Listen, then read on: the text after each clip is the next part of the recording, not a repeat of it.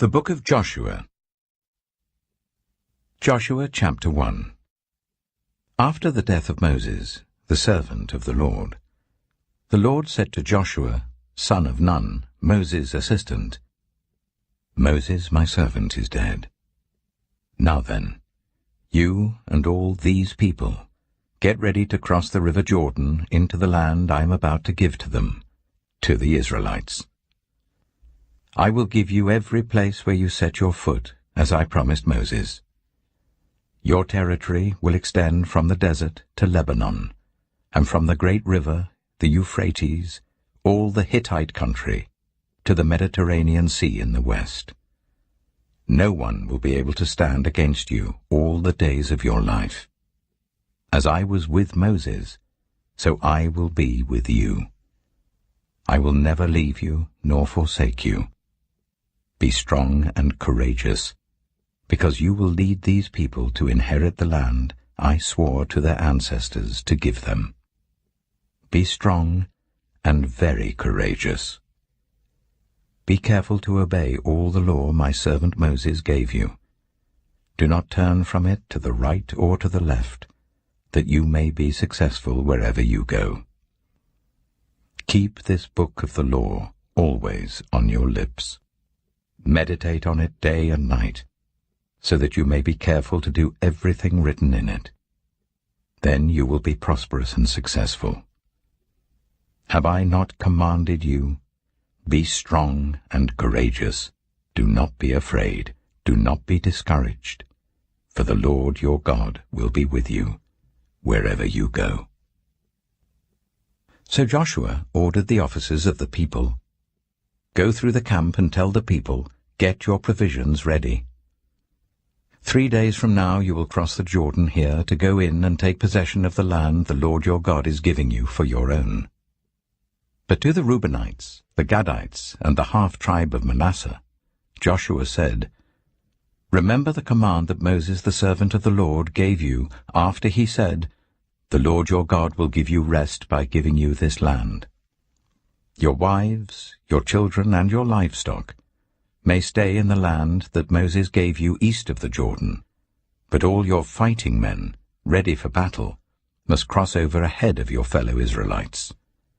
You are to help them until the Lord gives them rest, as he has done for you, and until they, too, have taken possession of the land that the Lord your God is giving them.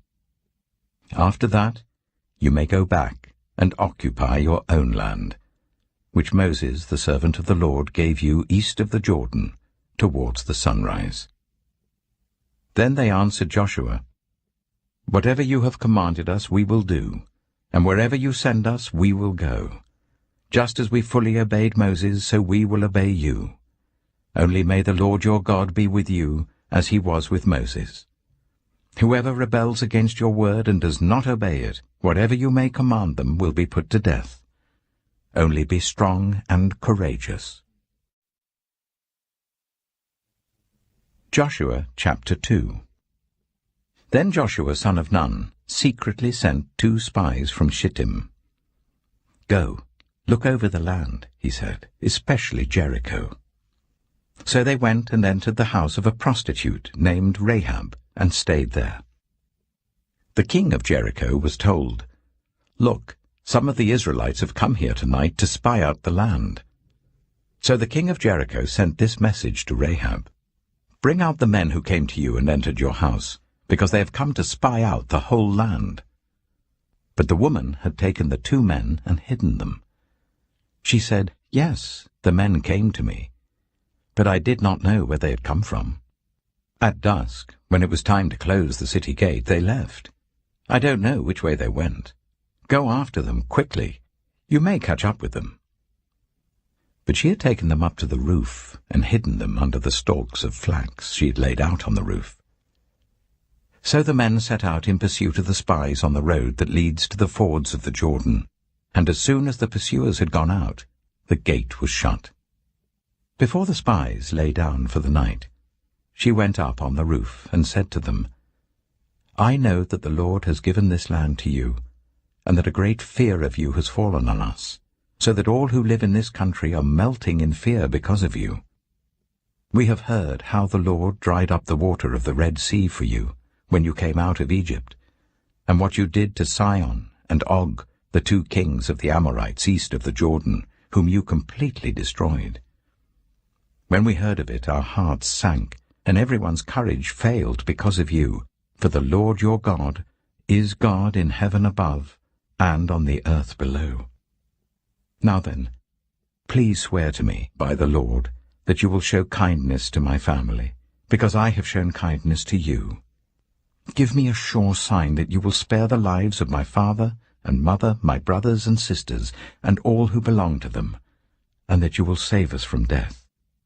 Our lives for your lives, the men assured her. If you don't tell what we are doing, we will treat you kindly and faithfully when the Lord gives us the land. So she let them down by a rope through the window, for the house she lived in was part of the city wall. She said to them, "Go to the hills, so that the pursuers will not find you. Hide yourselves there for 3 days until they return, and then go on your way."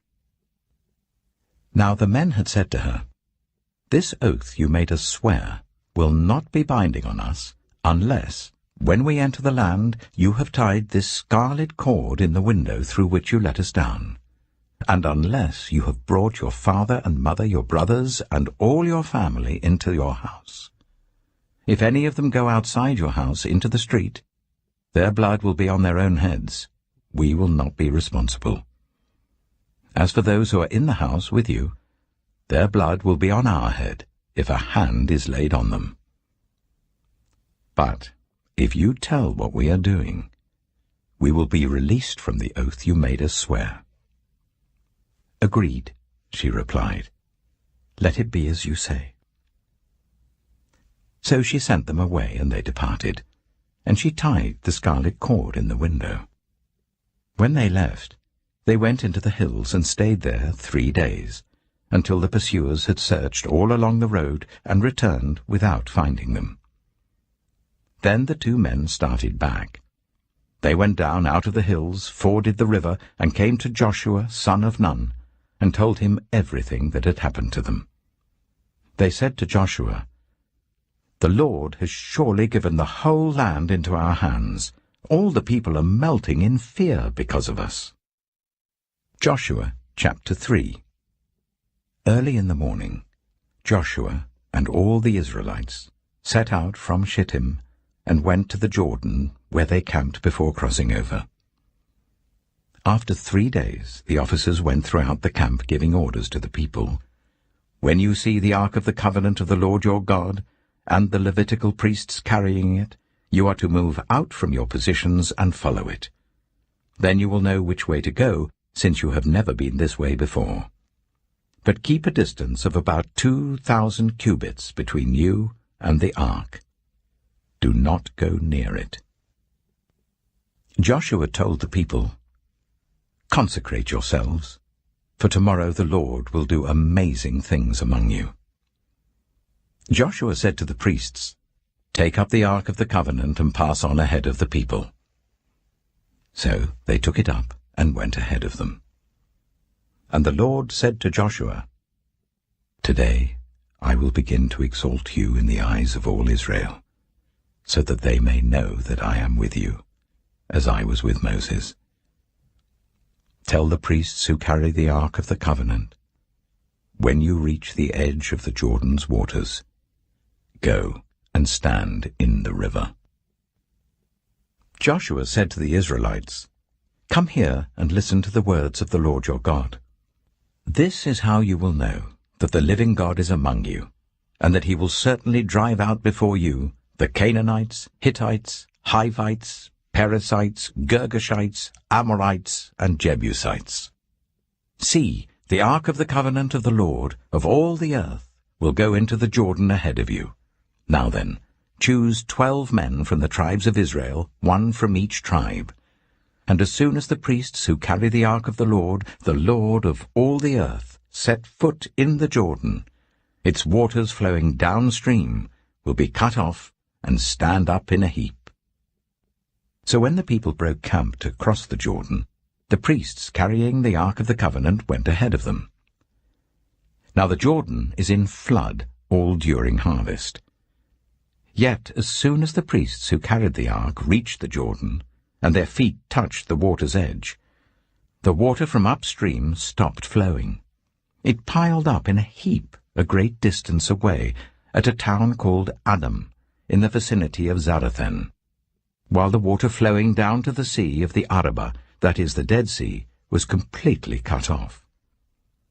So the people crossed over opposite Jericho. The priests who carried the Ark of the Covenant of the Lord stopped in the middle of the Jordan and stood on dry ground, while all Israel passed by until the whole nation had completed the crossing on dry ground. Joshua chapter 4. When the whole nation had finished crossing the Jordan, the Lord said to Joshua, "Choose 12 men from among the people, 1 from each tribe, and tell them to take up 12 stones from the middle of the Jordan, from right where the priests are standing, and carry them over with you and put them down at the place where you stay tonight." So Joshua called together the 12 men he had appointed from the Israelites, 1 from each tribe, and said to them, "Go over before the ark of the Lord your God into the middle of the Jordan. Each of you is to take up a stone on his shoulder, according to the number of the tribes of the Israelites, to serve as a sign among you. In the future, when your children ask you, 'What do these stones mean?' tell them that the flow of the Jordan was cut off before the Ark of the Covenant of the Lord. When it crossed the Jordan, the waters of the Jordan were cut off. These stones are to be a memorial to the people of Israel forever." So the Israelites did as Joshua commanded them. They took 12 stones from the middle of the Jordan, according to the number of the tribes of the Israelites, as the Lord had told Joshua, and they carried them over with them to their camp where they put them down. Joshua set up the 12 stones that had been in the middle of the Jordan at the spot where the priests who carried the Ark of the Covenant had stood, and they are there to this day. Now the priests who carried the ark remained standing in the middle of the Jordan until everything the Lord had commanded Joshua was done by the people, just as Moses had directed Joshua. The people hurried over, and as soon as all of them had crossed, the ark of the Lord and the priests came to the other side while the people watched. The men of Reuben, Gad, and the half-tribe of Manasseh crossed over, ready for battle, in front of the Israelites, as Moses had directed them.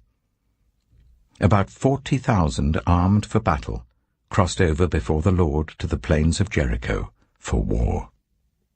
That day the Lord exalted Joshua in the sight of all Israel, and they stood in awe of him all the days of his life, just as they had stood in awe of Moses. Then the Lord said to Joshua, "Command the priests carrying the Ark of the Covenant law to come up out of the Jordan." So Joshua commanded the priests, "Come up out of the Jordan." And the priests came up out of the river carrying the Ark of the Covenant of the Lord. No sooner had they set their feet on the dry ground than the waters of the Jordan returned to their place and ran in flood as before. On the 10th day of the 1st month, the people went up from the Jordan and camped to Gilgal on the eastern border of Jericho. And Joshua set up at Gilgal the 12 stones they had taken out of the Jordan. He said to the Israelites, "In the future, when your descendants ask their parents, 'What do these stones mean?' tell them, 'Israel crossed the Jordan on dry ground.' For the Lord your God dried up the Jordan before you until you had crossed over.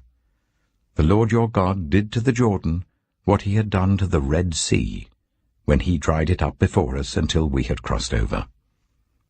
He did this so that all the peoples of the earth might know that the hand of the Lord is powerful, and so that you might always fear the Lord your God." Joshua chapter 5. Now when all the Amorite kings west of the Jordan, and all the Canaanite kings along the coast, heard how the Lord had dried up the Jordan before the Israelites until they had crossed over, their hearts melted in fear, and they no longer had the courage to face the Israelites. At that time, the Lord said to Joshua, "Make flint knives and circumcise the Israelites again." So Joshua made flint knives and circumcised the Israelites at Gibeah the Haraloth. Now this is why he did so. All those who came out of Egypt, all the men of military age, died in the wilderness on the way after leaving Egypt. All the people that came out had been circumcised, but all the people born in the wilderness during the journey from Egypt had not. The Israelites had moved about in the wilderness for 40 years, until all the men who were of military age when they left Egypt had died, since they had not obeyed the Lord. For the Lord had sworn to them that they would not see the land that he had solemnly promised their ancestors to give us, a land flowing with milk and honey. So he raised up their sons in their place, and these were the ones Joshua circumcised. They were still uncircumcised because they had not been circumcised on the way. And after the whole nation had been circumcised, they remained where they were in camp until they were healed. Then the Lord said to Joshua, "Today I have rolled away the reproach of Egypt from you." So the place has been called Gilgal to this day. On the evening of the 14th day of the month, while camped at Gilgal on the plains of Jericho, the Israelites celebrated the Passover. The day after the Passover, that very day, they ate some of the produce of the land, unleavened bread and roasted grain. The manna stopped the day after they ate this food from the land. There was no longer any manna for the Israelites, but that year they ate the produce of Canaan.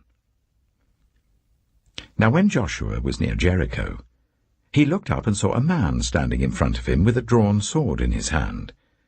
Joshua went up to him and asked, "Are you for us or for our enemies?" "Neither," he replied, "but as commander of the army of the Lord I have now come." Then Joshua fell face down to the ground in reverence and asked him, "What message does my Lord have for his servant?" The commander of the Lord's army replied, "Take off your sandals, for the place where you are standing is holy." And Joshua did so. Joshua chapter 6. Now the gates of Jericho were securely barred because of the Israelites. No one went out, and no one came in. Then the Lord said to Joshua, "See, I have delivered Jericho into your hands along with its king and its fighting men. March round the city once with all the armed men. Do this for 6 days. Make 7 priests carry trumpets of ram's horns in front of the ark. On the 7th day, march round the city 7 times, with the priests blowing the trumpets. When you hear them sound a long blast on the trumpets, make the whole army give a loud shout.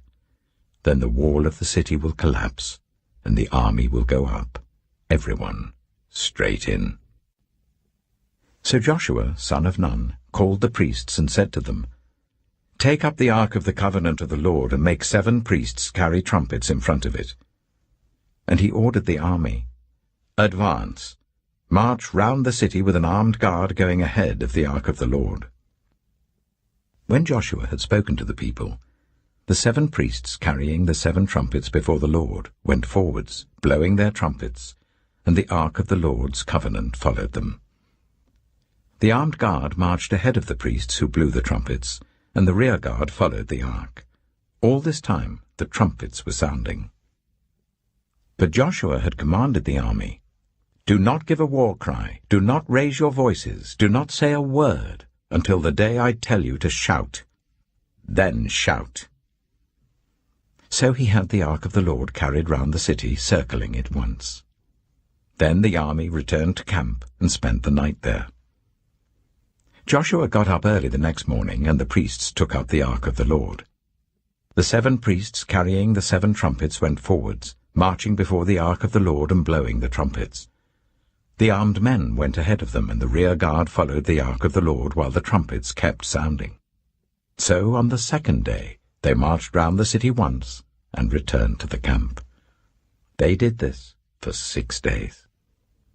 On the 7th day They got up at daybreak and marched round the city 7 times in the same manner, except that on that day they circled the city 7 times. The 7th time round, when the priests sounded the trumpet blast, Joshua commanded the army, "Shout, for the Lord has given you the city." The city and all that is in it are to be devoted to the Lord. Only Rahab the prostitute and all who are with her in her house shall be spared, because she hid the spies we sent. But keep away from the devoted things, so that you will not bring about your own destruction by taking any of them. Otherwise you will make the camp of Israel liable to destruction and bring trouble on it. All the silver and gold and the articles of bronze and iron are sacred to the Lord and must go into his treasury. When the trumpet sounded, the army shouted, and at the sound of the trumpet, when the men gave a loud shout, the wall collapsed. So everyone charged straight in, and they took the city. They devoted the city to the Lord, and destroyed with the sword every living thing in it, men and women, young and old, cattle, sheep, and donkeys. Joshua said to the 2 men who had spied out the land, "Go into the prostitute's house and bring her out, and all who belong to her, in accordance with your oath to her." So the young men who had done the spying went in and brought out Rahab, her father and mother, her brothers and sisters, and all who belonged to her. They brought out her entire family and put them in a place outside the camp of Israel. Then they burned the whole city and everything in it, but they put the silver and gold and the articles of bronze and iron into the treasury of the Lord's house. But Joshua spared Rahab the prostitute, with her family and all who belonged to her, because she hid the men Joshua had sent as spies to Jericho, and she lives among the Israelites to this day. At that time Joshua pronounced this solemn oath, "Cursed before the Lord is the one who undertakes to rebuild this city, Jericho. At the cost of his firstborn son he will lay its foundations. At the cost of his youngest he will set up its gates." So the Lord was with Joshua, and his fame spread throughout the land. Joshua chapter 7. But the Israelites were unfaithful in regard to the devoted things. Achan, son of Carmi, the son of Zimri, the son of Zerah, of the tribe of Judah, took some of them. So the Lord's anger burned against Israel. Now Joshua sent men from Jericho to Ai, which is near Beth-aven, to the east of Bethel, and told them, "Go up and spy out the region." So the men went up and spied out Ai. When they returned to Joshua, they said, "Not all the army will have to go up against Ai. Send 2,000 or 3,000 men to take it, and do not weary the whole army, for only a few people live there." So about 3,000 went up. But they were routed by the men of Ai, who killed about 36 of them. They chased the Israelites from the city gate as far as the stone quarries, and struck them down on the slopes. At this, the hearts of the people melted in fear and became like water. Then Joshua tore his clothes, and fell face down to the ground before the ark of the Lord, remaining there till evening.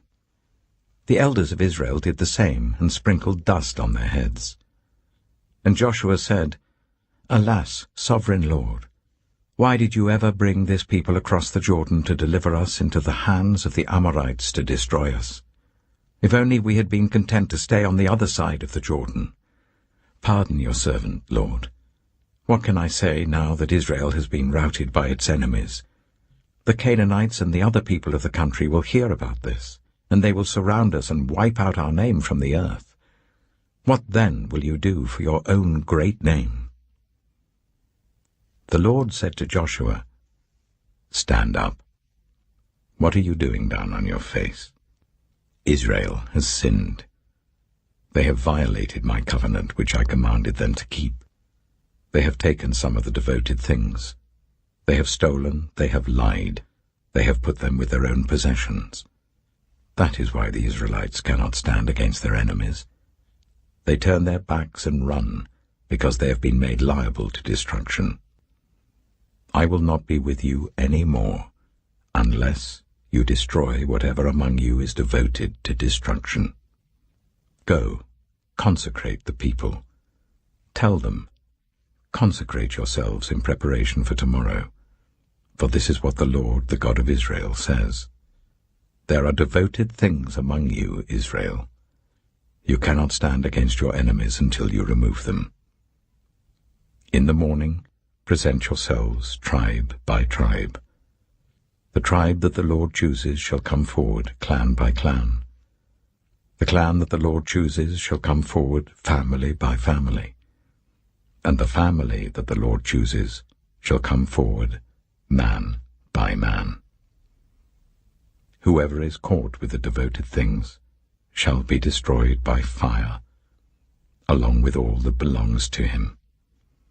He has violated the covenant of the Lord, and has done an outrageous thing in Israel.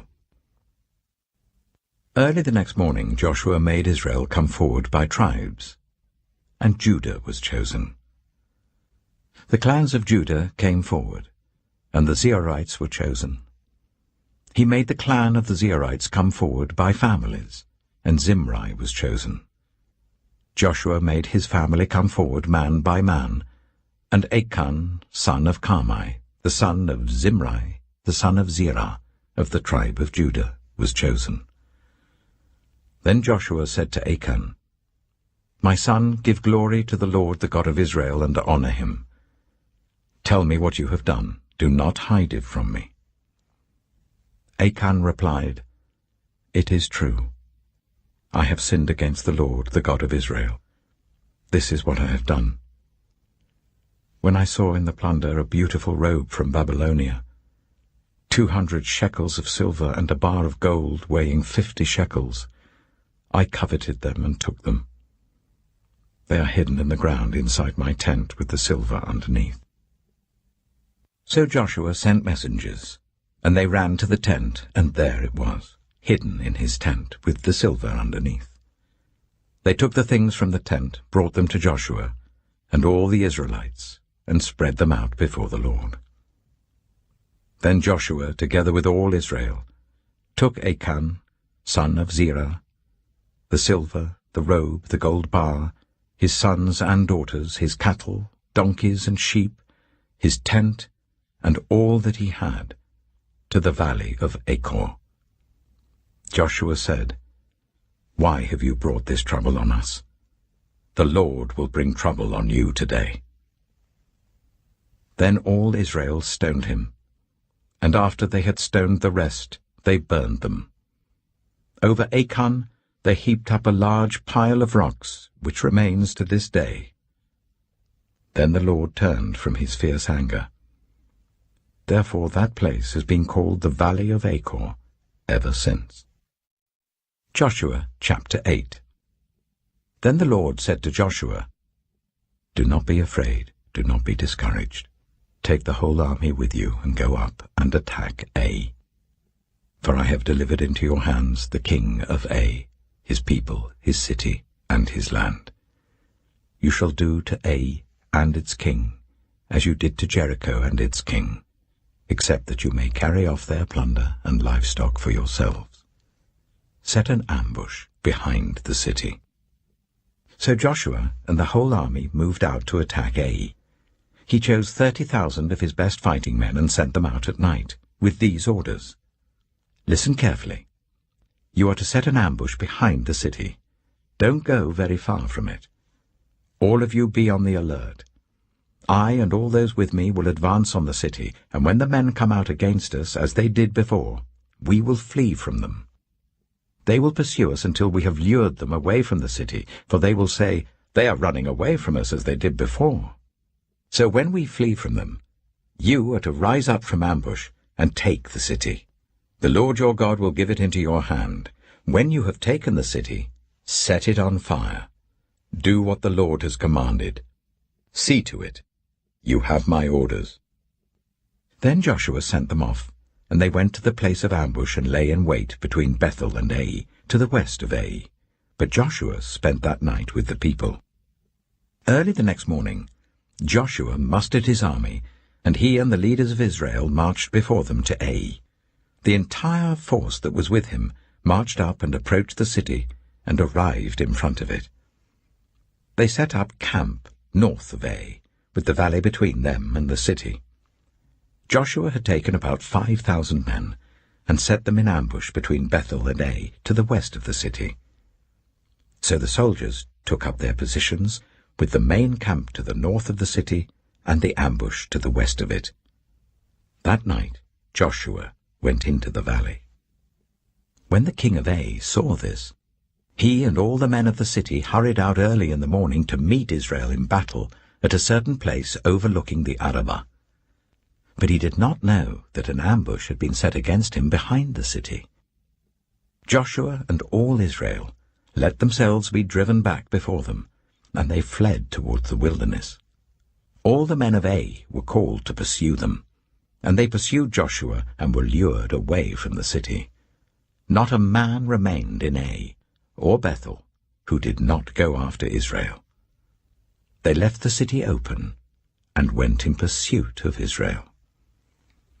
Then the Lord said to Joshua, "Hold out towards Ai the javelin that is in your hand, for into your hand I will deliver the city."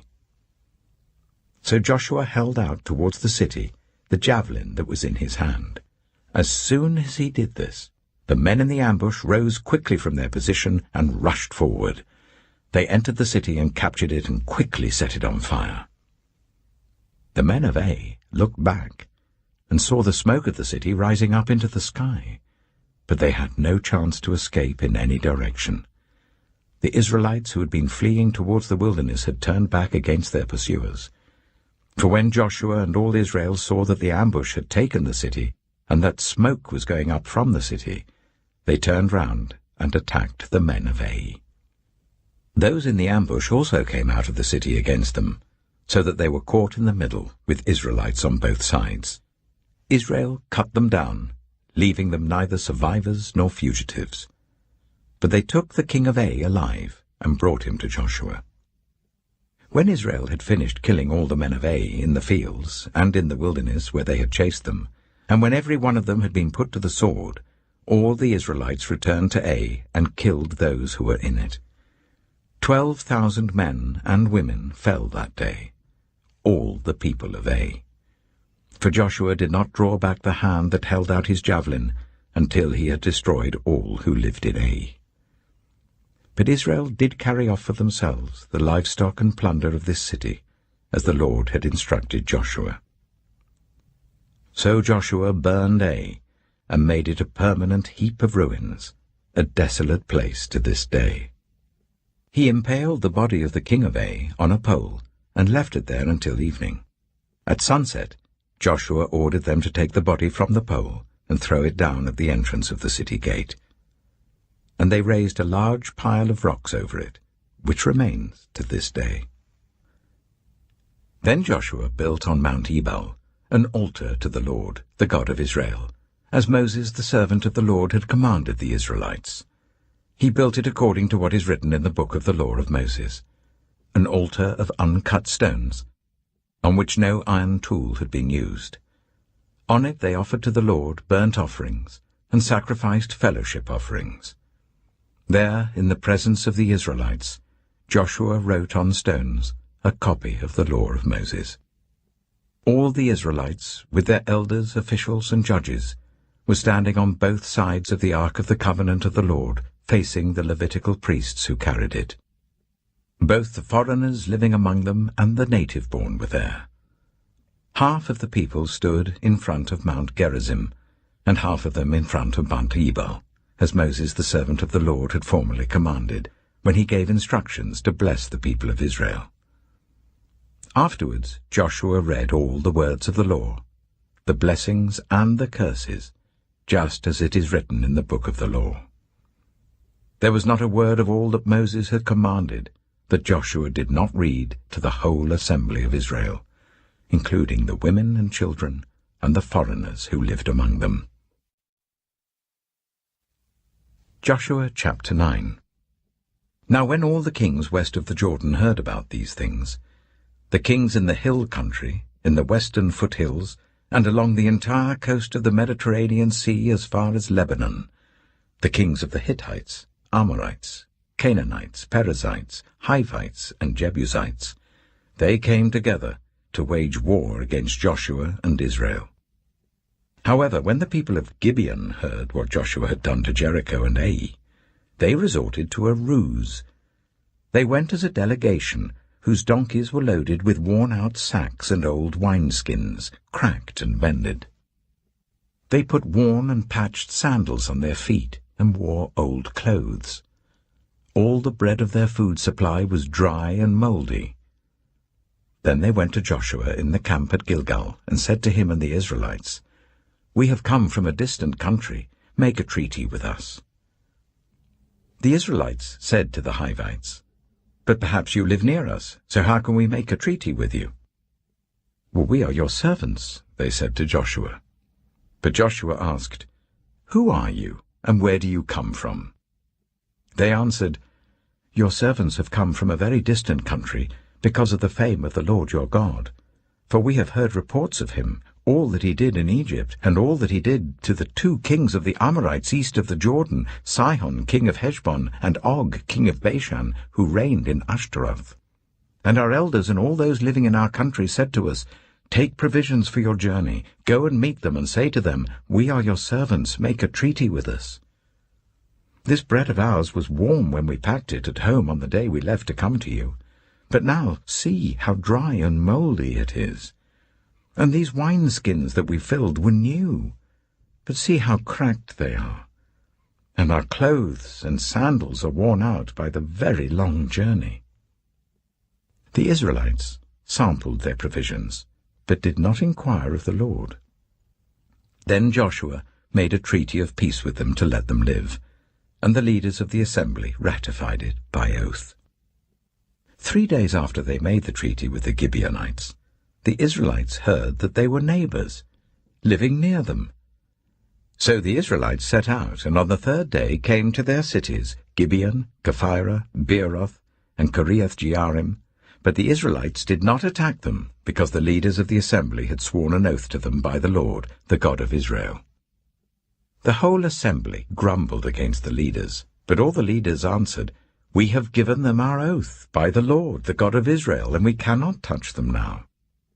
This is what we will do to them. We will let them live, so that God's wrath will not fall on us for breaking the oath we swore to them." They continued, "Let them live, but let them be woodcutters and water carriers in the service of the whole assembly." So the leaders' promise to them was kept. Then Joshua summoned the Gibeonites and said, "Why did you deceive us by saying, 'We live a long way from you,' while actually you live near us? You are now under a curse.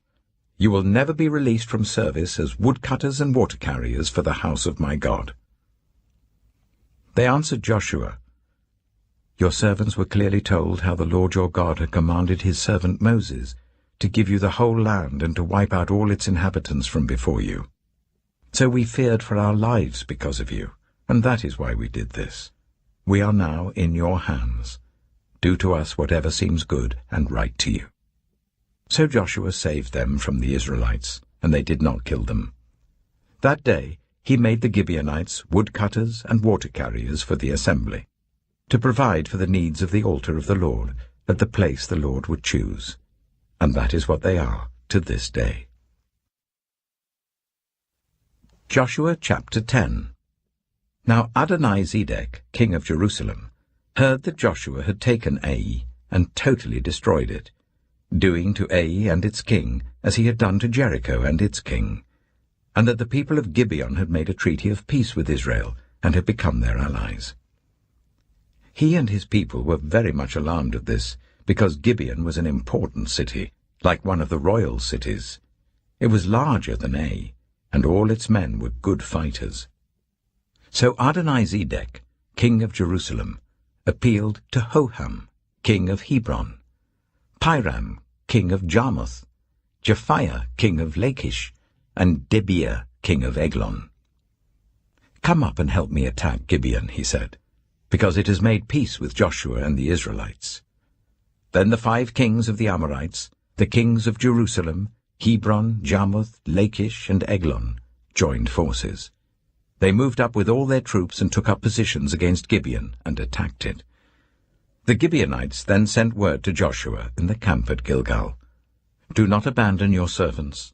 Come up to us quickly and save us. Help us, because all the Amorite kings from the hill country have joined forces against us." So Joshua marched up from Gilgal with his entire army, including all the best fighting men. The Lord said to Joshua, "Do not be afraid of them. I have given them into your hand. Not one of them will be able to withstand you." After an all-night march from Gilgal, Joshua took them by surprise. The Lord threw them into confusion before Israel, so Joshua and the Israelites defeated them completely at Gibeon. Israel pursued them all along the road going up to Beth-horon, and cut them down all the way to Azekah and Makkedah. As they fled before Israel on the road down from Beth-horon to Azekah, the Lord hurled large hailstones down on them, and more of them died from the hail than were killed by the swords of the Israelites. On the day the Lord gave the Amorites over to Israel, Joshua said to the Lord in the presence of Israel, "Sun, stand still over Gibeon, and you, moon, over the valley of Ajalon." So the sun stood still, and the moon stopped, till the nation avenged itself on its enemies, as it is written in the book of Jasher. The sun stopped in the middle of the sky and delayed going down about a full day. There has never been a day like it before or since, a day when the Lord listened to a human being. Surely the Lord was fighting for Israel. Then Joshua returned with all Israel to the camp at Gilgal. Now the 5 kings had fled and hidden in the cave at Makkedah. When Joshua was told that the 5 kings had been found hiding in the cave at Makkedah, he said, "Roll large rocks up to the mouth of the cave and post some men there to guard it. But don't stop. Pursue your enemies. Attack them from the rear, and don't let them reach their cities, for the Lord your God has given them into your hand." So Joshua and the Israelites defeated them completely, but a few survivors managed to reach their fortified cities. The whole army then returned safely to Joshua in the camp at Makkedah, and no one uttered a word against the Israelites. Joshua said, "Open the mouth of the cave and bring those 5 kings out to me." So they brought the 5 kings out of the cave, the kings of Jerusalem, Hebron, Jarmuth, Lachish, and Eglon. When they had brought these kings to Joshua, he summoned all the men of Israel and said to the army commanders who had come with him, "Come here, and put your feet on the necks of these kings." So they came forward and placed their feet on their necks. Joshua said to them, "Do not be afraid, do not be discouraged. Be strong and courageous.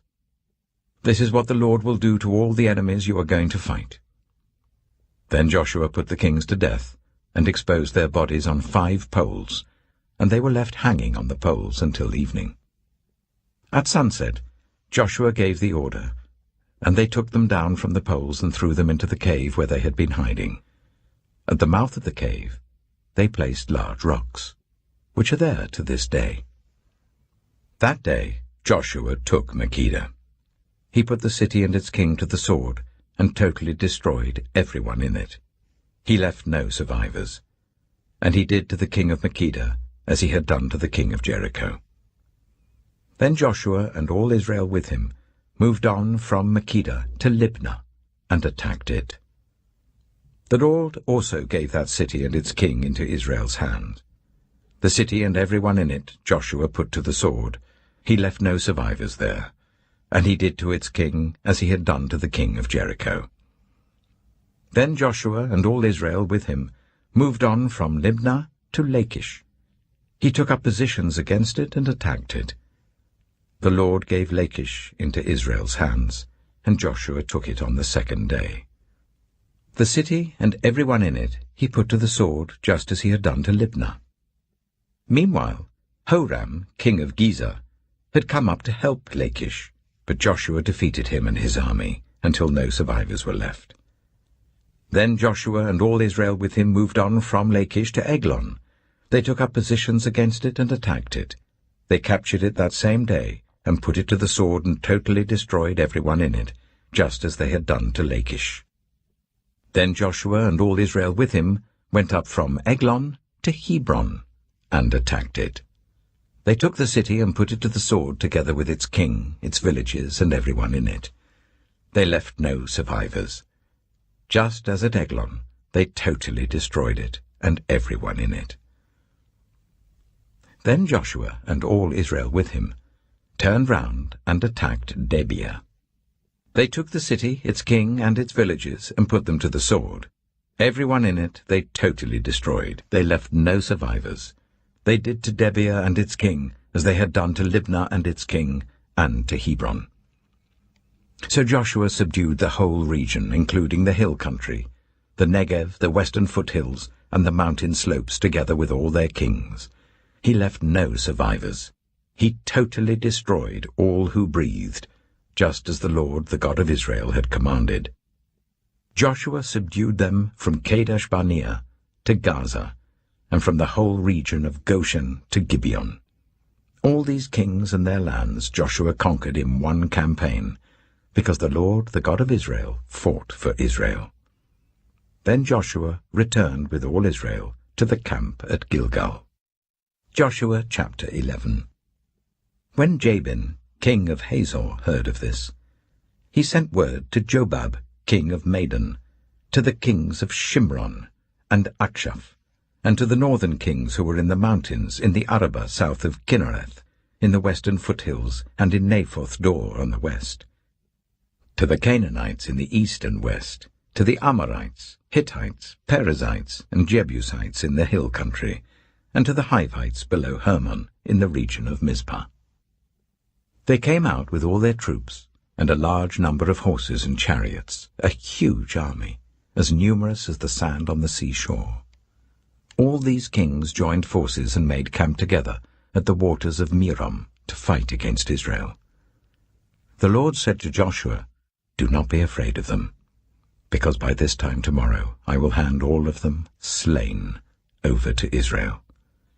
You are to hamstring their horses and burn their chariots." So Joshua and his whole army came against them suddenly at the waters of Merom and attacked them, and the Lord gave them into the hand of Israel. They defeated them and pursued them all the way to Greater Sidon, to Misrephoth Maim, and to the valley of Mizpah on the east, until no survivors were left. Joshua did to them as the Lord had directed. He hamstrung their horses and burned their chariots. At that time Joshua turned back and captured Hazor and put its king to the sword. Hazor had been the head of all these kingdoms. Everyone in it they put to the sword. They totally destroyed them, not sparing anyone that breathed, and he burned Hazor itself. Joshua took all these royal cities and their kings and put them to the sword. He totally destroyed them, as Moses, the servant of the Lord, had commanded. Yet Israel did not burn any of the cities built on their mounds, except Hazor, which Joshua burned. The Israelites carried off for themselves all the plunder and livestock of these cities, but all the people they put to the sword, until they completely destroyed them, not sparing anyone that breathed. As the Lord commanded his servant Moses, so Moses commanded Joshua, and Joshua did it. He left nothing undone of all that the Lord commanded Moses. So Joshua took this entire land, the hill country, all the Negev, the whole region of Goshen, the western foothills, the Arabah, and the mountains of Israel with their foothills, from Mount Halak, which rises towards Seir, to Baal Gad in the valley of Lebanon below Mount Hermon. He captured all their kings and put them to death. Joshua waged war against all these kings for a long time.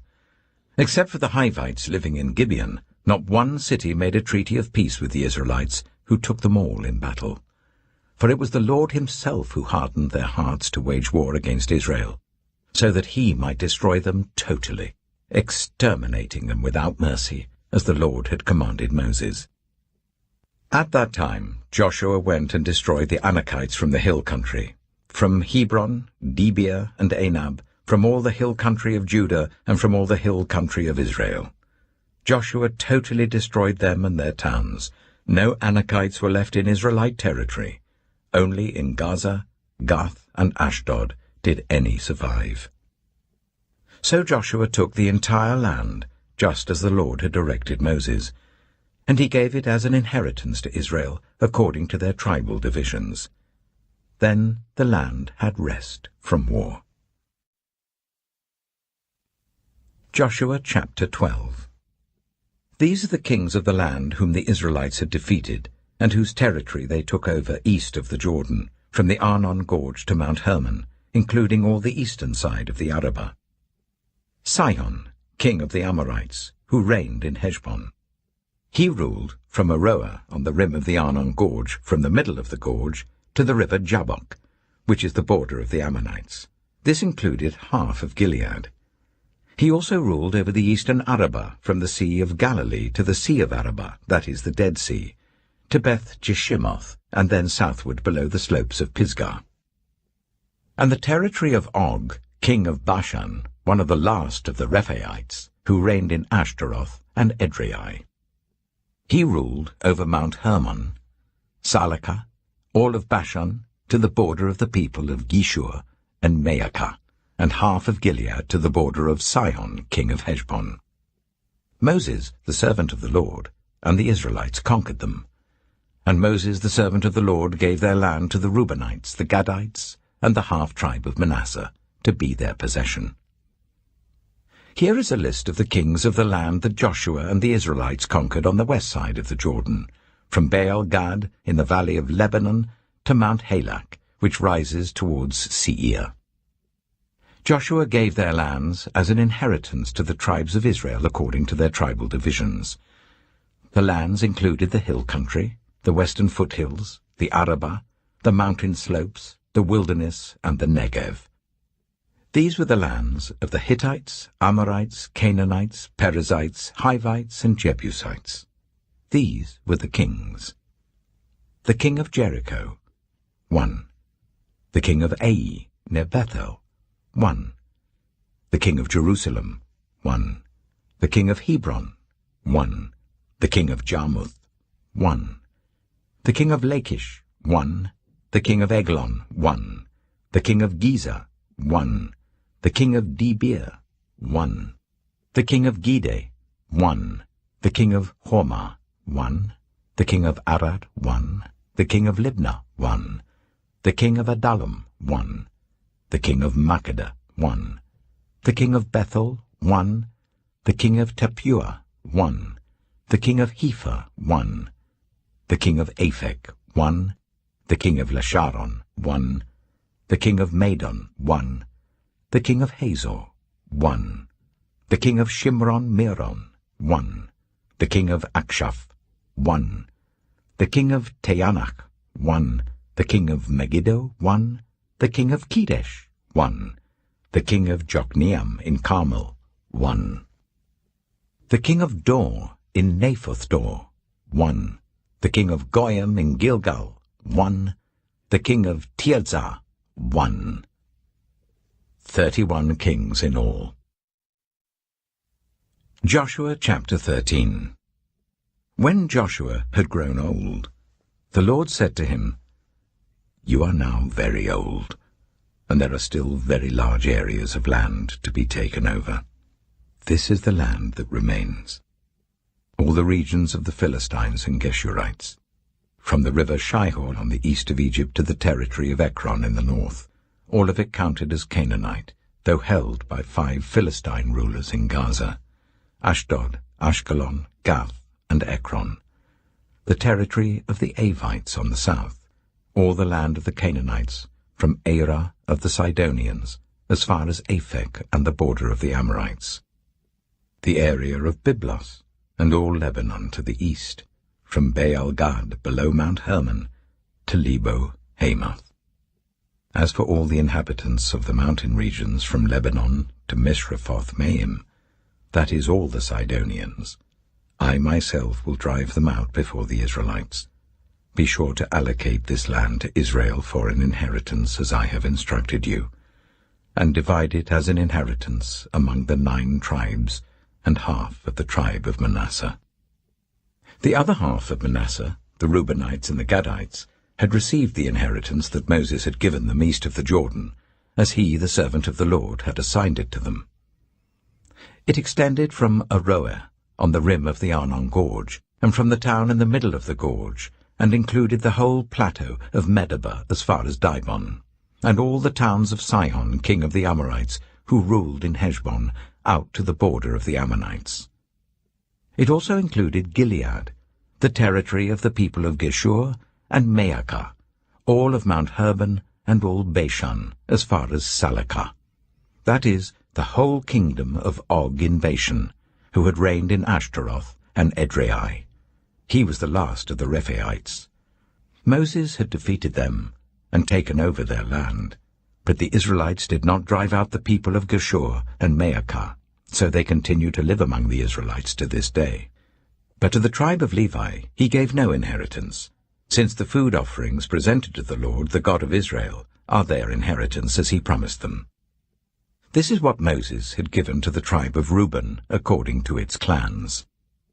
The territory from Aroer, on the rim of the Arnon Gorge, and from the town in the middle of the gorge, and the whole plateau past Medeba to Heshbon, and all its towns on the plateau, including Dibon, Bamoth Baal, Beth Baal Meon, Jehaz, Kedemoth, Mephaath, Kiriathaim, Sibmah, Zereth Shehar on the hill in the valley, Beth Peor, the slopes of Pisgah, and Beth Jeshimoth, all the towns on the plateau, and the entire realm of Sihon, king of the Amorites, who ruled at Heshbon.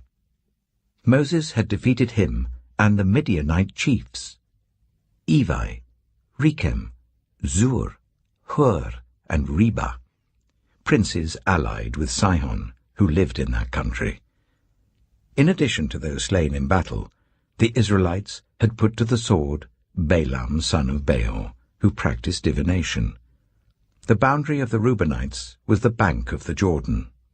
These towns and their villages were the inheritance of the Reubenites according to their clans.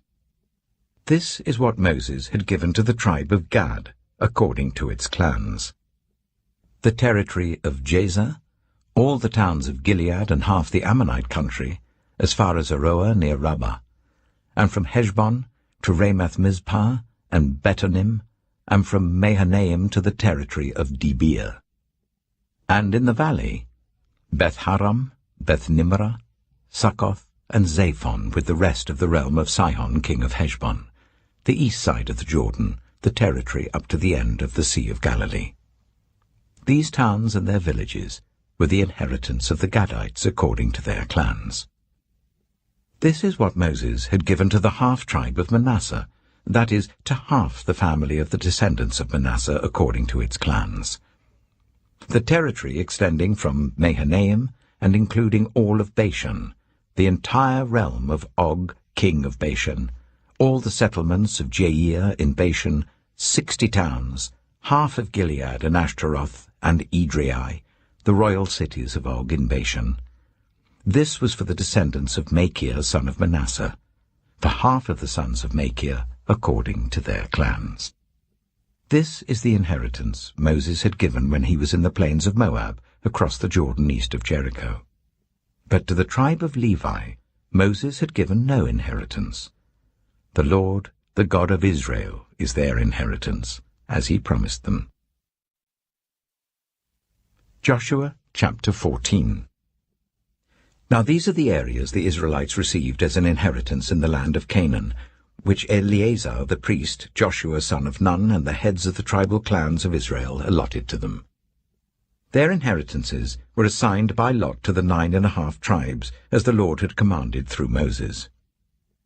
Moses had granted the 2½ tribes their inheritance east of the Jordan, but had not granted the Levites an inheritance among the rest, for Joseph's descendants had become 2 tribes, Manasseh and Ephraim.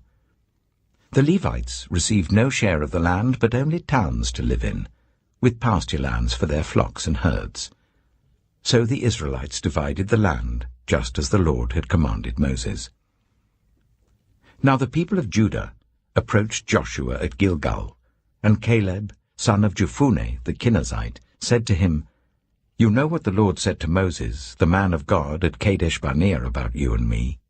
I was 40 years old when Moses, the servant of the Lord, sent me from Kadesh-barnea to explore the land, and I brought him back a report according to my convictions. But my fellow Israelites who went up with me made the hearts of the people sink. I, however, followed the Lord my God wholeheartedly. So on that day Moses swore to me, 'The land on which your feet have walked will be your inheritance, and that of your children forever, because you have followed the Lord my God wholeheartedly.' Now then, just as the Lord promised, he has kept me alive for 45 years since the time he said this to Moses, while Israel moved about in the wilderness. So here I am today, 85 years old. I am still as strong today as the day Moses sent me out. I'm just as vigorous to go out to battle now as I was then. Now give me this hill country that the Lord promised me that day. You yourself heard then that the Anakites were there, and their cities were large and fortified. But the Lord helping me, I will drive them out, just as he said."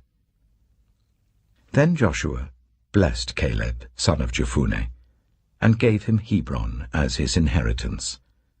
So Hebron has belonged to Caleb, son of Jephunneh the Kenizzite, ever since, because he followed the Lord, the God of Israel, wholeheartedly. Hebron used to be called Kiriath-arba, after Arba, who was the greatest man among the Anakites. Then the land had rest from war. Joshua chapter 15. The land allotted to the tribe of Judah, according to its clans, extended down to the territory of Edom, to the desert of Zin in the extreme south. Their southern boundary started from the bay at the southern end of the Dead Sea, crossed south of Scorpion Pass, continued on to Zin, and went over to the south of Kadesh-barnea. Then it ran past Hezron, up to Adar, and curved round to Karka. It then passed along to Asmon and joined the Wadi of Egypt, ending at the Mediterranean Sea. This is their southern boundary. The eastern boundary is the Dead Sea, as far as the mouth of the Jordan. The northern boundary started from the bay of the sea at the mouth of the Jordan, went up to Beth-hoglah, and continued north of Beth-arabah to the stone of Bohan, son of Reuben. The boundary then went up to Debir from the valley of Achor, and turned north to Gilgal, which faces the pass of Adumim, south of the gorge. It continued along to the waters of En-shemesh, and came out at En-rogel. Then it ran up the valley of Ben-hinnom, along the southern slope of the Jebusite city, that is, Jerusalem. From there it climbed to the top of the hill west of the Hinnom valley, at the northern end of the valley of Rephaim.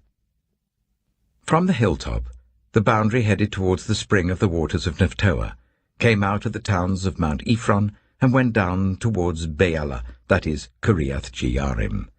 Then it curved westward from Baalah to Mount Seir, ran along the northern slope of Mount Jearim, that is, Kesalon, continued down to Beth-shemesh, and crossed to Timnah.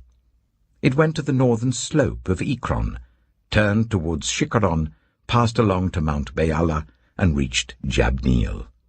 The boundary ended at the sea. The western boundary is the coastline of the Mediterranean Sea.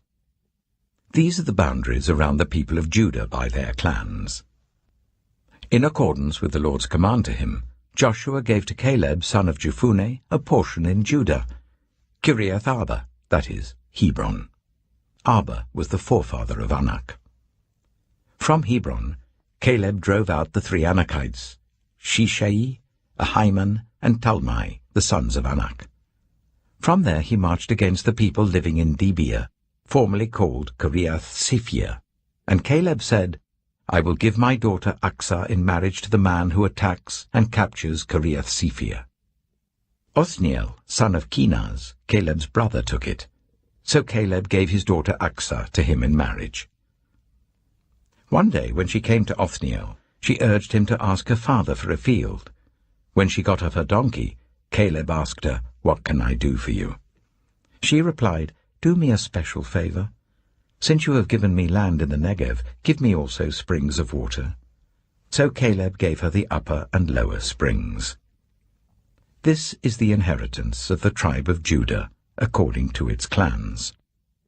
The southernmost towns of the tribe of Judah in the Negev towards the boundary of Edom were Kabzeel, Eder, Jagar, Kaina, Dimona, Adada, Kedesh, Hazor, Ithnan, Ziph, Telem, Bealoth, Hazor Hadattah, Karioth Hezron, that is Hazor, Ammon, Shema, Malada, Hazar-Gada, Heshmon, Beth-Pelet, Hazar-Shual, Beersheba, Baiziothia, Baalah, Letham, Ezem, El-Tolad, Kizel, Hormah, Ziklag, Madmannah, Sansannah, Lebaoth, Shilhim, Ain, and Rimmon, a total of 29 towns and their villages. In the western foothills, Eshtaol, Zorah, Ashna, Zanoah, and Ganim, Tapua, Enam, Jarmuth, Adullam, Soko, Asika, Shearaim, Adithaim, and Gedera, or Gederothaim, 14 towns and their villages. Zenan, Hadashah, Migdal-Gad, Dilian, Mizpah, Joktheel, Lachish, Bozkath, Eglon, Kabon, Lamas, Kitlish, Gederoth, Beth-Dagon, Neamah, and Makkedah, 16 towns and their villages. Libnah, Ether, Ashan, Iptha, Ashna, Nizib, Keilah, Aksib, and Marisha, 9 towns and their villages. Ekron, with its surrounding settlements and villages, west of Ekron, all that were in the vicinity of Ashdod, together with their villages, Ashdod, its surrounding settlements and villages, and Gaza, its settlements and villages as far as the Wadi of Egypt and the coastline of the Mediterranean Sea.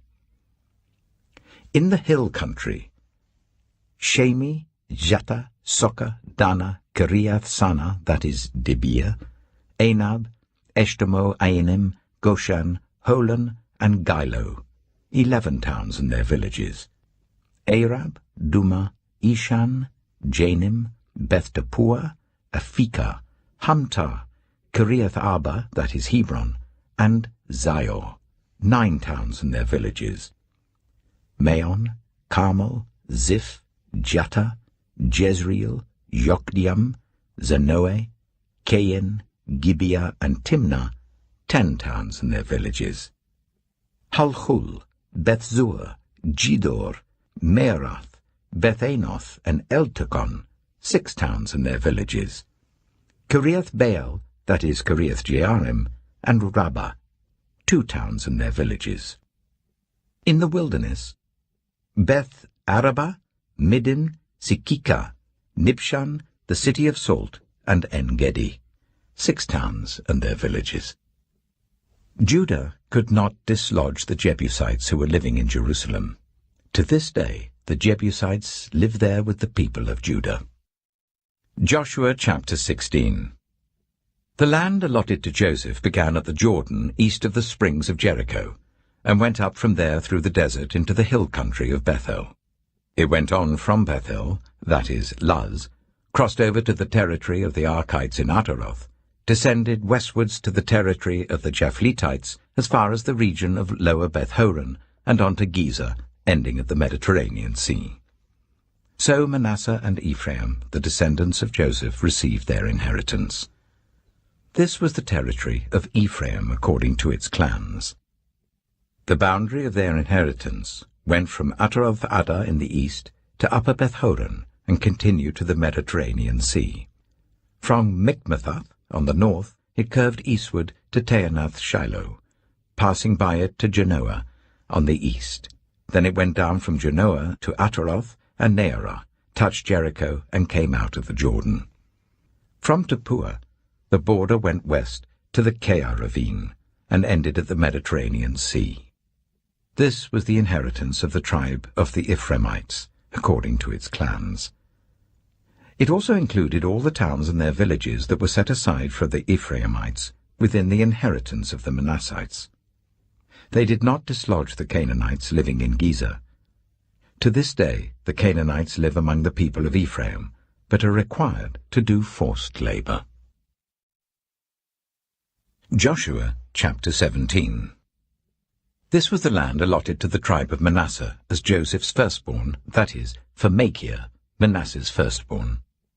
Machir was the ancestor of the Gileadites, who had received Gilead and Bashan, because the Macharites were great soldiers. So this land was allotted to the rest of the people of Manasseh. The clans of Abiezer, Helek, Azriel, Shechem, Hepher, and Shemaiah. These are the other male descendants of Manasseh, son of Joseph by their clans. Now Zelophehad, son of Hepher, the son of Gilead, the son of Machir, the son of Manasseh, had no sons but only daughters, whose names were Mahlah, Noah, Hoglah, Milcah, and Tirzah. They went to Eleazar the priest, Joshua son of Nun, and the leaders, and said, "The Lord commanded Moses to give us an inheritance amongst our relatives." So Joshua gave them an inheritance along with the brothers of their father, according to the Lord's command. Manasseh's share consisted of 10 tracts of land, besides Gilead and Bashan east of the Jordan, because the daughters of the tribe of Manasseh received an inheritance among the sons. The land of Gilead belonged to the rest of the descendants of Manasseh. The territory of Manasseh extended from Asher to Michmethath east of Shechem. The boundary ran southward from there to include the people living at En-Tappuah. Manasseh had the land of Tappuah, but Tappuah itself on the boundary of Manasseh belonged to the Ephraimites. Then the boundary continued south to the Cana ravine. There were towns belonging to Ephraim lying among the towns of Manasseh, but the boundary of Manasseh was the northern side of the ravine and ended at the Mediterranean Sea. On the south, the land belonged to Ephraim, on the north to Manasseh. The territory of Manasseh reached the Mediterranean Sea and bordered Asher on the north and Issachar on the east. Within Issachar and Asher, Manasseh also had Bethshan, Ibleam, and the people of Dor, Endor, Taanach, and Megiddo, together with their surrounding settlements. The third in the list is Naphoth. Yet the Manassites were not able to occupy these towns, for the Canaanites were determined to live in that region. However, when the Israelites grew stronger, they subjected the Canaanites to forced labor, but did not drive them out completely. The people of Joseph said to Joshua, "Why have you allotted us only one portion of land and one share for an inheritance? We are a numerous people, and the Lord has blessed us abundantly." "If you are so numerous," Joshua answered, "and if the hill country of Ephraim is too small for you, go up into the forest and clear land for yourselves there in the land of the Perizzites and Rephaites."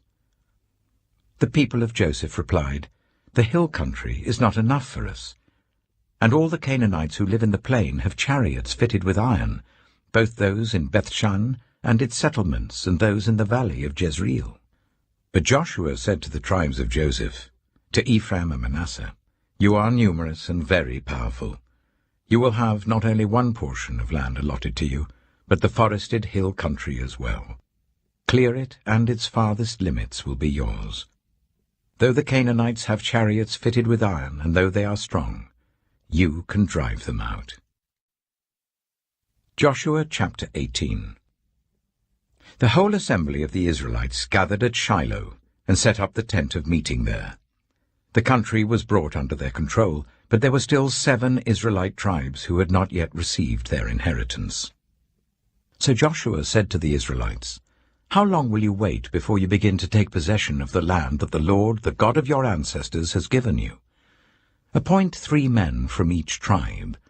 I will send them out to make a survey of the land and to write a description of it according to the inheritance of each. Then they will return to me. You are to divide the land into 7 parts. Judah is to remain in its territory on the south, and the tribes of Joseph in their territory on the north. After you have written descriptions of the 7 parts of the land, bring them here to me, and I will cast lots for you in the presence of the Lord our God. The Levites, however, do not get a portion among you, because the priestly service of the Lord is their inheritance. And Gad, Reuben, and the half-tribe of Manasseh have already received their inheritance on the east side of the Jordan. Moses, the servant of the Lord, gave it to them. As the men started on their way to map out the land, Joshua instructed them, "Go and make a survey of the land and write a description of it.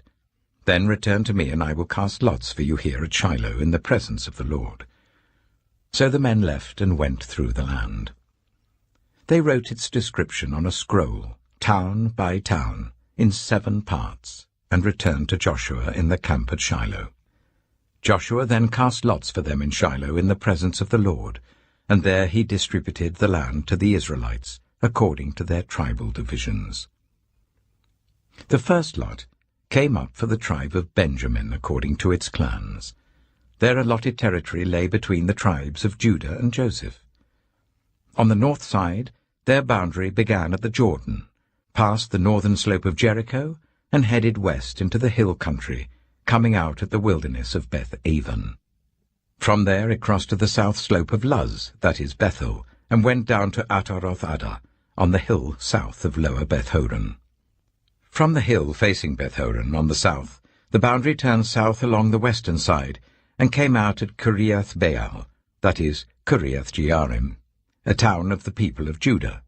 This was the western side. The southern side began at the outskirts of Kiriath-Jearim on the west, and the boundary came out at the spring of the waters of Nephtoah.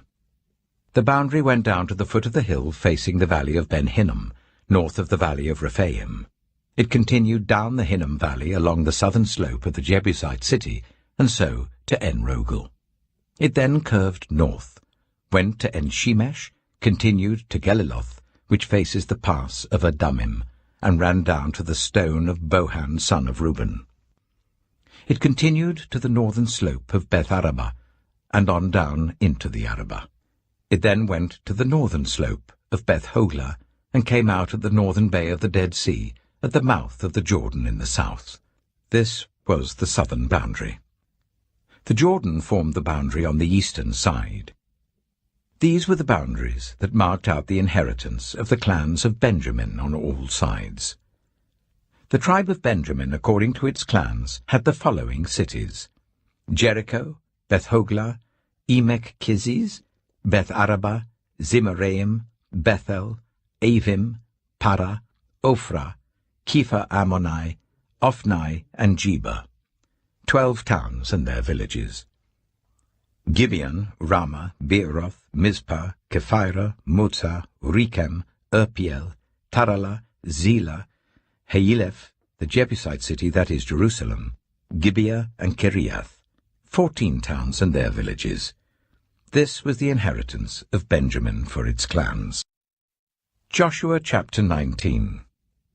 The second lot came out for the tribe of Simeon according to its clans. Their inheritance lay within the territory of Judah.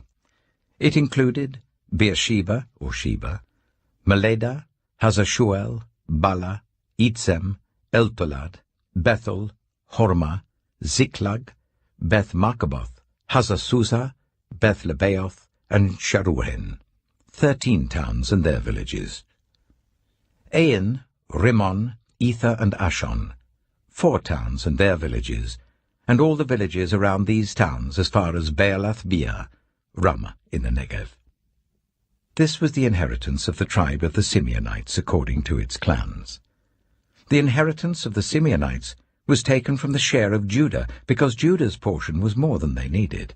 So the Simeonites received their inheritance within the territory of Judah. The third lot came up for Zebulun according to its clans. The boundary of their inheritance went as far as Sarid. Going west, it ran to Maralah, touched Jabesheth, and extended to the ravine near Jokneam. It turned east from Sarid towards the sunrise to the territory of Kisloth-Tabor, and went on to Dabarath, and up to Japhiah. Then it continued eastward to Gath-Hepher and Eth-Kazin.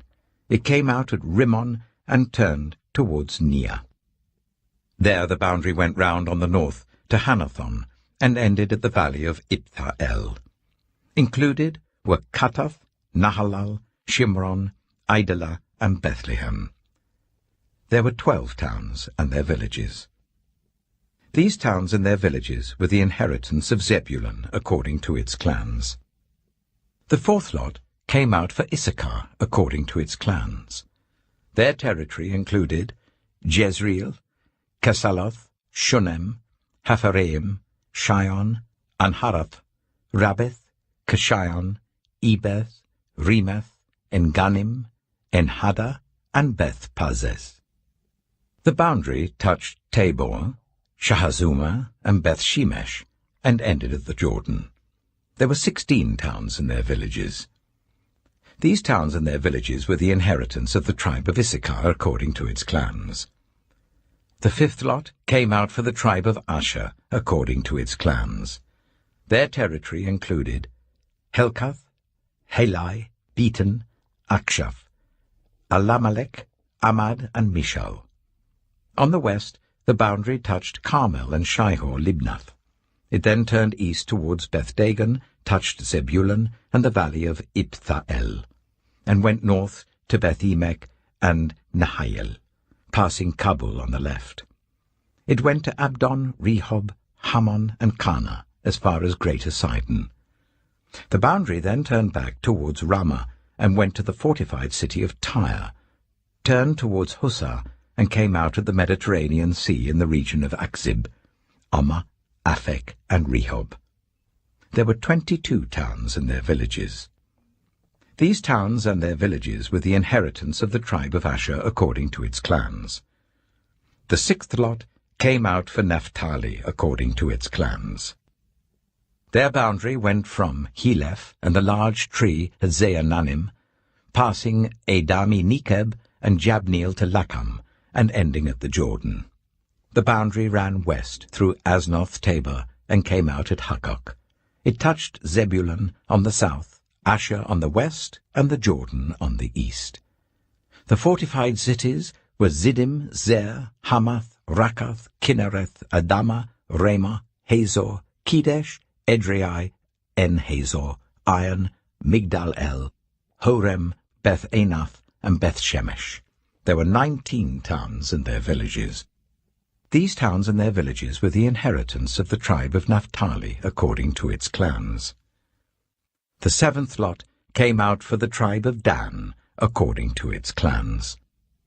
The territory of their inheritance included Zorah, Eshtaol, Shemesh, Shealabin, Ajalon, Ithla, Elon, Timnah, Ekron, Elteke, Gibbethon, Baalath, Jehud, Bene-Berak, Gath-Rimmon, Mijakon, and Rakon, with the area facing Joppa. When the territory of the Danites was lost to them, they went up and attacked Lishem, took it, put it to the sword, and occupied it. They settled in Lishem and named it Dan after their ancestor. These towns and their villages were the inheritance of the tribe of Dan according to its clans. When they had finished dividing the land into its allotted portions, the Israelites gave Joshua son of Nun an inheritance among them, as the Lord had commanded. They gave him the town he asked for, Timnath-Serah, in the hill country of Ephraim, and he built up the town and settled there. These are the territories that Eleazar the priest, Joshua son of Nun, and the heads of the tribal clans of Israel assigned by lot at Shiloh in the presence of the Lord at the entrance to the tent of meeting. And so they finished dividing the land. Joshua chapter 20. Then the Lord said to Joshua, "Tell the Israelites to designate the cities of refuge, as I instructed you through Moses, so that anyone who kills a person accidentally and unintentionally may flee there and find protection from the avenger of blood. When they flee to one of these cities, they are to stand in the entrance of the city gate and state their case before the elders of that city. Then the elders are to admit the fugitive into their city and provide a place to live among them. If the avenger of blood comes in pursuit, the elders must not surrender the fugitive, because the fugitive killed their neighbor unintentionally and without malice aforethought. They are to stay in that city until they have stood trial before the assembly, and until the death of the high priest who is serving at that time. Then they may go back to their own home in the town from which they fled." So they set apart Kedesh in Galilee in the hill country of Naphtali, Shechem in the hill country of Ephraim, and Kiriath Arba, that is Hebron, in the hill country of Judah. East of the Jordan, on the other side from Jericho, they designated Bezer in the wilderness on the plateau in the tribe of Reuben, Ramoth in Gilead in the tribe of Gad, and Golan in Bashan in the tribe of Manasseh. Any of the Israelites or any foreigner residing among them who killed someone accidentally could flee to these designated cities and not be killed by the avenger of blood prior to standing trial before the assembly. Joshua chapter 21. Now the family heads of the Levites approached Eleazar the priest, Joshua son of Nun, and the heads of the other tribal families of Israel at Shiloh in Canaan, and said to them, The Lord commanded through Moses that you give us towns to live in with pasture lands for our livestock. So, as the Lord had commanded, the Israelites gave the Levites the following towns and pasture lands out of their own inheritance. The first lot came out for the Kohathites according to their clans. The Levites, who were descendants of Aaron the priest, were allotted 13 towns from the tribes of Judah, Simeon, and Benjamin. The rest of Kohath's descendants were allotted 10 towns from the clans of the tribes of Ephraim, Dan, and half of Manasseh. The descendants of Gershon were allotted 13 towns from the clans of the tribes of Issachar, Asher, Naphtali, and the half-tribe of Manasseh in Bashan. The descendants of Merari, according to their clans, received 12 towns from the tribes of Reuben, Gad, and Zebulun. So the Israelites allotted to the Levites these towns and their pasture lands, as the Lord had commanded through Moses. From the tribes of Judah and Simeon, they allotted the following towns by name. These towns were assigned to the descendants of Aaron, who were from the Kohathite clans of the Levites, because the first lot fell to them. They gave them Kiriath-arba, that is, Hebron, with its surrounding pasture land in the hill country of Judah. Arba was the forefather of Anak. But the fields and villages around the city they had given to Caleb, son of Jephunneh, as his possession. So, to the descendants of Aaron the priest, they gave Hebron, a city of refuge for one accused of murder, Libnah, Jattir, Eshtemoa, Holon, Debir, Ain, Jatta, and Beth-shemesh, together with their pasture lands. 9 towns from these 2 tribes. And from the tribe of Benjamin, they gave them Gibeon, Jeba, Anathoth, and Almon, together with their pasture lands. 4 towns. The total number of towns for the priests, the descendants of Aaron, came to 13, together with their pasture lands. The rest of the Kohathite clans of the Levites were allotted towns from the tribe of Ephraim. In the hill country of Ephraim they were given Shechem, a city of refuge for one accused of murder, and Giza, Kibzaim, and Beth-horon, together with their pasture lands. 4 towns. Also, from the tribe of Dan, they received Eltekeh, Gibbethon, Ajalon, and Gath-rimmon, together with their pasture lands. 4 towns. From half the tribe of Manasseh they received Taanach and Gath-rimmon, together with their pasture lands. 2 towns. All these 10 towns and their pasture lands were given to the rest of the Kohathite clans. The Levite clans of the Gershonites were given, from the half-tribe of Manasseh, Golan in Bashan, a city of refuge for one accused of murder, and Be-eshtaroth, together with their pasture lands. 2 towns. From the tribe of Issachar, Kishion, Daberath, Jarmuth, and En-gannim, together with their pasture lands. 4 towns. From the tribe of Asher, Mishal, Abdon, Helkath, and Rehob, together with their pasture lands. 4 towns. From the tribe of Naphtali, Kedesh in Galilee, a city of refuge for one accused of murder, Hamoth-dor and Kartan, together with their pasture lands. 3 towns. The total number of towns of the Gershonite clans came to 13, together with their pasture lands. The Merarite clans, the rest of the Levites, were given from the tribe of Zebulun, Jokneam, Karta, Dimnah, and Nahalal, together with their pasture lands. 4 towns. From the tribe of Reuben, Bezer, Jehaz, Kedemoth, and Mephaath, together with their pasture lands. 4 towns. From the tribe of Gad, Ramoth in Gilead, a city of refuge for one accused of murder, Mahanaim, Heshbon, and Jazer, together with their pasture lands, 4 towns in all. The total number of towns allotted to the Merarite clans, who were the rest of the Levites, came to 12. The towns of the Levites in the territory held by the Israelites were 48 in all, together with their pasture lands. Each of these towns had pasture lands surrounding it. This was true for all these towns. So the Lord gave Israel all the land he had sworn to give their ancestors, and they took possession of it and settled there. The Lord gave them rest on every side, just as he had sworn to their ancestors. Not one of their enemies withstood them. The Lord gave all their enemies into their hands. Not one of all the Lord's good promises to Israel failed. Every one was fulfilled. Joshua chapter 22.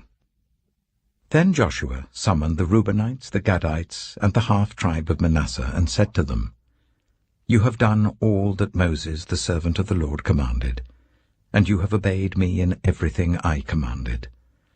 For a long time now, to this very day, you have not deserted your fellow Israelites, but have carried out the mission the Lord your God gave you. Now that the Lord your God has given them rest as he promised, return to your homes in the land that Moses, the servant of the Lord, gave you on the other side of the Jordan. But be very careful to keep the commandment and the law that Moses, the servant of the Lord, gave you. To love the Lord your God, to walk in obedience to him, to keep his commands, to hold fast to him, and to serve him with all your heart and with all your soul. Then Joshua blessed them and sent them away, and they went to their homes. To the half-tribe of Manasseh, Moses had given land in Bashan, and to the other half of the tribe Joshua gave land on the west side of the Jordan along with their fellow Israelites. When Joshua sent them home, he blessed them, saying, Return to your homes with your great wealth, with large herds of livestock, with silver, gold, bronze, and iron, and a great quantity of clothing, and divide the plunder from your enemies with your fellow Israelites. So the Reubenites, the Gadites, and the half-tribe of Manasseh left the Israelites at Shiloh in Canaan to return to Gilead, their own land, which they had acquired in accordance with the command of the Lord through Moses. When they came to Geliloth, near the Jordan in the land of Canaan, the Reubenites, the Gadites, and the half-tribe of Manasseh built an imposing altar there by the Jordan. And when the Israelites heard that they had built the altar on the border of Canaan at Geliloth, near the Jordan on the Israelite side, the whole assembly of Israel gathered at Shiloh to go to war against them. So the Israelites sent Phinehas, son of Eleazar the priest, to the land of Gilead, to Reuben, Gad, and the half-tribe of Manasseh. With him they sent 10 of the chief men, one from each of the tribes of Israel, each the head of a family division among the Israelite clans. When they went to Gilead, to Reuben, Gad, and the half-tribe of Manasseh, they said to them, The whole assembly of the Lord says, How could you break faith with the God of Israel like this? How could you turn away from the Lord and build yourselves an altar in rebellion against him now? Was not the sin of Peor enough for us? Up to this very day we have not cleansed ourselves from that sin, even though a plague fell on the community of the Lord. And are you now turning away from the Lord? If you rebel against the Lord today, tomorrow he will be angry with the whole community of Israel. If the land you possess is defiled, come over to the Lord's land, where the Lord's tabernacle stands, and share the land with us. But do not rebel against the Lord or against us by building an altar for yourselves, other than the altar of the Lord our God. When Achan, son of Zerah, was unfaithful in regard to the devoted things, did not wrath come on the whole community of Israel? He was not the only one who died for his sin. Then Reuben, Gad, and the half-tribe of Manasseh replied to the heads of the clans of Israel, The mighty one, God the Lord, the mighty one, God The Lord, He knows. And let Israel know. If this has been in rebellion or disobedience to the Lord, do not spare us this day. If we have built our own altar to turn away from the Lord and to offer burnt offerings and grain offerings, or to sacrifice fellowship offerings on it, may the Lord Himself call us to account. No, we did it for fear that some day your descendants might say to ours, "What do you have to do with the Lord, the God of Israel? The Lord has made the Jordan a boundary between us and you. You Reubenites and Gadites, you have no share in the Lord." So your descendants might cause ours to stop fearing the Lord. That is why we said, "Let us get ready and build an altar," but not for burnt offerings or sacrifices. On the contrary, it is to be a witness between us and you and the generations that follow, that we will worship the Lord at His sanctuary with our burnt offerings, sacrifices, and fellowship offerings. Then in the future your descendants will not be able to say to ours, "You have no share in the Lord."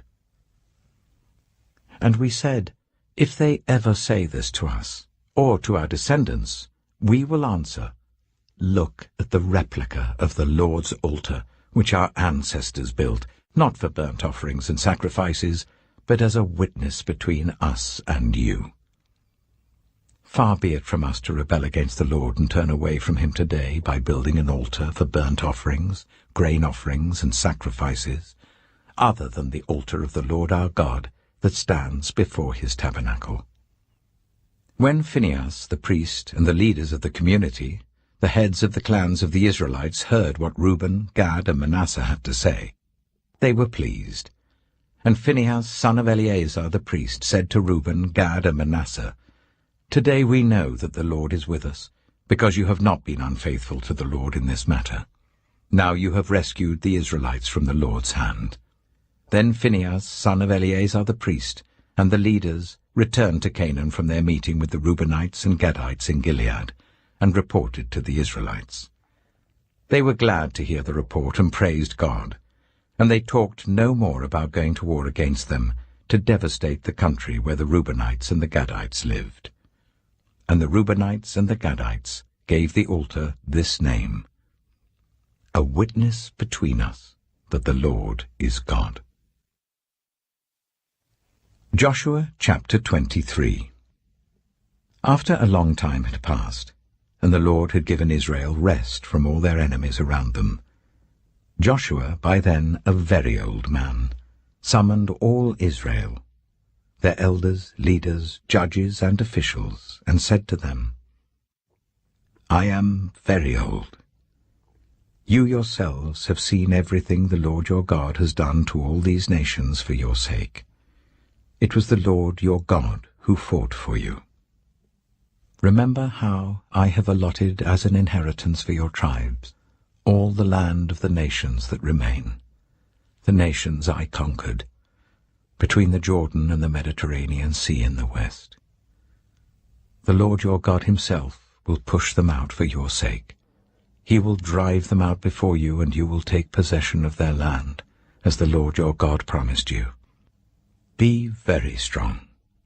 Be careful to obey all that is written in the book of the law of Moses, without turning aside to the right or to the left. Do not associate with these nations that remain among you. Do not invoke the names of their gods or swear by them. You must not serve them or bow down to them. But you are to hold fast to the Lord your God as you have until now. The Lord has driven out before you great and powerful nations. To this day no one has been able to withstand you. One of you routs 1,000, because the Lord your God fights for you just as He promised. So be very careful to love the Lord your God. But if you turn away and ally yourselves with the survivors of these nations that remain among you, and if you intermarry with them and associate with them, then you may be sure that the Lord your God will no longer drive out these nations before you. Instead, they will become snares and traps for you, whips on your backs and thorns in your eyes, until you perish from this good land which the Lord your God has given you. Now I am about to go the way of all the earth. You know with all your heart and soul that not one of all the good promises the Lord your God gave you has failed. Every promise has been fulfilled. Not one has failed. But just as all the good things the Lord your God has promised you have come to you, so he will bring on you all the evil things he has threatened, until the Lord your God has destroyed you from this good land he has given you. If you violate the covenant of the Lord your God which he commanded you, and go and serve other gods and bow down to them, the Lord's anger will burn against you, and you will quickly perish from the good land he has given you. Joshua chapter 24. Then Joshua assembled all the tribes of Israel at Shechem. He summoned the elders, leaders, judges, and officials of Israel, and they presented themselves before God. Joshua said to all the people, "This is what the Lord, the God of Israel, says. Long ago, your ancestors, including Terah, the father of Abraham and Nahor, lived beyond the river Euphrates and worshipped other gods. But I took your father Abraham from the land beyond the Euphrates and led him throughout Canaan and gave him many descendants. I gave him Isaac, and to Isaac I gave Jacob and Esau. I assigned the hill country of Seir to Esau, but Jacob and his family went down to Egypt. Then I sent Moses and Aaron, and I afflicted the Egyptians by what I did there, and I brought you out. When I brought your people out of Egypt, you came to the sea, and the Egyptians pursued them with chariots and horsemen as far as the Red Sea. But they cried to the Lord for help, and he put darkness between you and the Egyptians. He brought the sea over them and covered them. You saw with your own eyes what I did to the Egyptians. Then you lived in the wilderness for a long time. I brought you to the land of the Amorites who lived east of the Jordan. They fought against you, but I gave them into your hands. I destroyed them from before you, and you took possession of their land. When Balak, son of Zippor, the king of Moab, prepared to fight against Israel, he sent for Balaam, son of Beor, to put a curse on you. But I would not listen to Balaam, so he blessed you again and again, and I delivered you out of his hand. Then you crossed the Jordan and came to Jericho. The citizens of Jericho fought against you, as did also the Amorites, Perizzites, Canaanites, Hittites, Girgashites, Hivites, and Jebusites.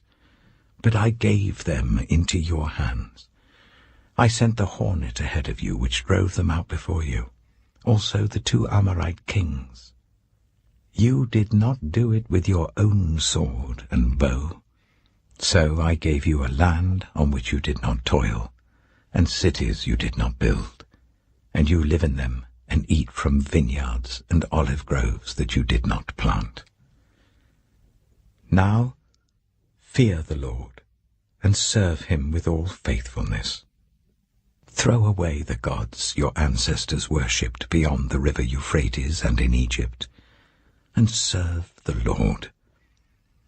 But if serving the Lord seems undesirable to you, then choose for yourselves this day whom you will serve, whether the gods your ancestors served beyond the Euphrates, or the gods of the Amorites in whose land you are living. But as for me and my household, we will serve the Lord." Then the people answered, "Far be it from us to forsake the Lord to serve other gods. It was the Lord our God himself who brought us and our parents up out of Egypt, from that land of slavery, and performed those great signs before our eyes. He protected us on our entire journey and among all the nations through which we traveled. And the Lord drove out before us all the nations, including the Amorites who lived in the land. We too will serve the Lord, because he is our God." Joshua said to the people, "You are not able to serve the Lord. He is a holy God. He is a jealous God. He will not forgive your rebellion and your sins. If you forsake the Lord and serve foreign gods, he will turn and bring disaster on you and make an end of you, after he has been good to you." But the people said to Joshua, "No, we will serve the Lord." Then Joshua said, "You are witnesses against yourselves that you have chosen to serve the Lord." "Yes, we are witnesses," they replied. "Now then," said Joshua, "throw away the foreign gods that are among you, and yield your hearts to the Lord, the God of Israel." And the people said to Joshua, "We will serve the Lord our God and obey him." On that day Joshua made a covenant for the people, and there at Shechem he reaffirmed for them decrees and laws. And Joshua recorded these things in the book of the law of God. Then he took a large stone and set it up there under the oak, near the holy place of the Lord. "See," he said to all the people, "this stone will be a witness against us. It has heard all the words the Lord has said to us. It will be a witness against you if you are untrue to your God." Then Joshua dismissed the people, each to their own inheritance. After these things, Joshua, son of Nun, the servant of the Lord, died at the age of 110. And they buried him in the land of his inheritance, at Timnath-Serah, in the hill country of Ephraim, north of Mount Gaash. Israel served the Lord throughout the lifetime of Joshua and of the elders who outlived him and who had experienced everything the Lord had done for Israel. And Joseph's bones, which the Israelites had brought up from Egypt, were buried at Shechem in the tract of land that Jacob bought for 100 pieces of silver from the sons of Hamor, the father of Shechem. This became the inheritance of Joseph's descendants. And Eleazar, son of Aaron, died and was buried at Gibeah, which had been allotted to his son Phinehas in the hill country of Ephraim.